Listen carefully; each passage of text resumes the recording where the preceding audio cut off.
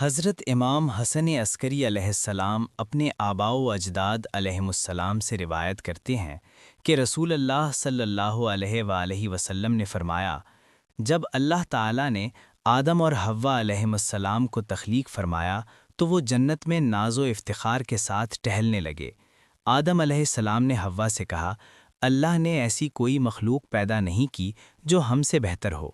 تب اللہ عز و جل نے جبرائیل کی طرف وحی فرمائی کہ انہیں میری اس خاص کنیز کے پاس لے جاؤ جو جنت الفردوس اعلیٰ میں ہے۔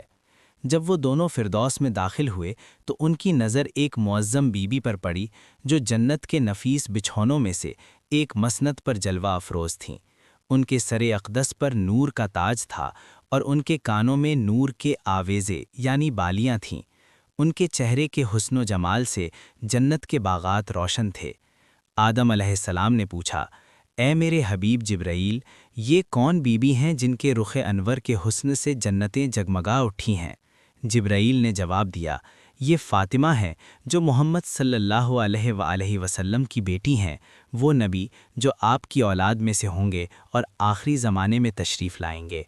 آدم نے دریافت کیا، یہ تاج کیا ہے جو ان کے سر پر سجا ہے؟